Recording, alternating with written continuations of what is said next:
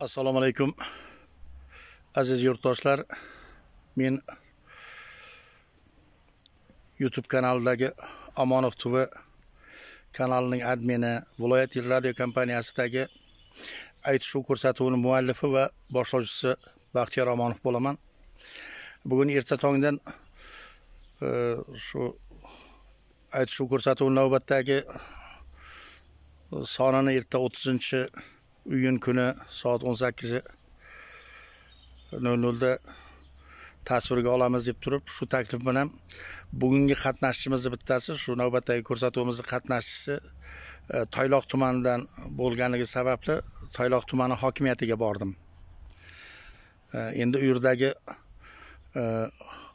hokimga bo'lgan maqtovlarni shu nuroniylar kelib turib, hokimiyatni oldida tuman hokimini duo qilib o'tiribdi. Shunchalik endi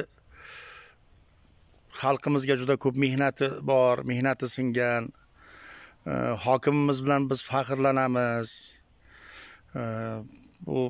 Bugun hokimimizni bir uchrashib, bir duo qilib ketaylik deb keldik deb oldin nuroniylarni ko'rib qoldim.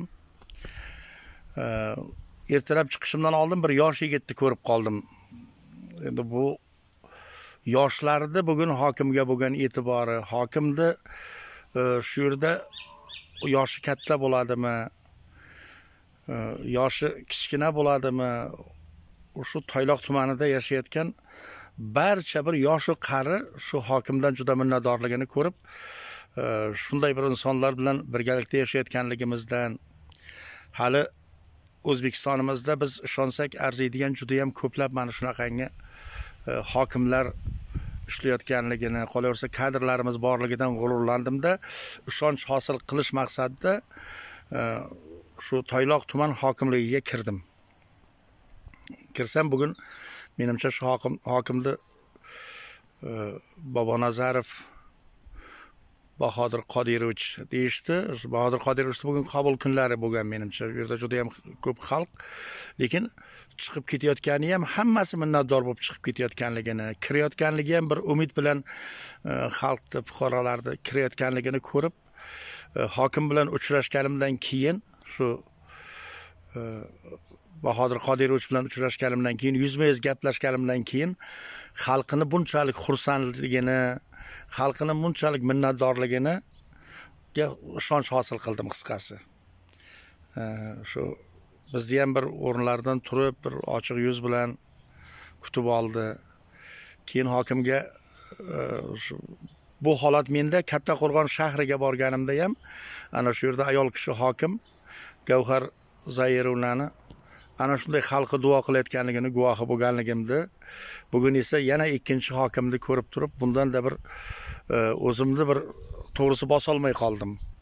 Hokim bilan gaplashib, hokimning fikrini eshitib, kerak bo'lsa mana shu bir oddiy bir san'atkorga bo'lgan hurmatini ko'rib turib,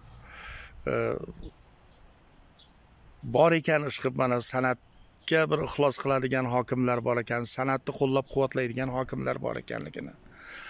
Shu bilan bir qatorda balkim biz boshqa tumanlarimizga borsak ham bugungi kunda balkim boshqa hokimlarimiz ham xuddi shunday qabul qilar. Men endi bugun ana shu ikkita tumanning hokimini ko'rib turib, xalqimizni mana shunday bir qo'llab-quvvatlaydigan insonlar borligidan g'ururlandim. Men ana shu Gavhar Zairovnaga ham shu bilan bir qatorda bugun men yuzma-yuz uchrashib juda ham bir xursand bo'lib qaytdim.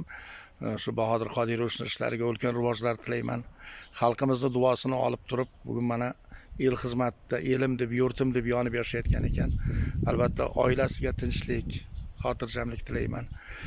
Xalqimizda kelajakda bundan-da yuksak lavozimlarga erishib, bundan-da ko'proq xalqimizning duolarini olib ishlab yurishga tilakdoshman. Hokim, bu ishlaringizga omad. Siz bilan faxrlanamiz. Sog' bo'ling, salomat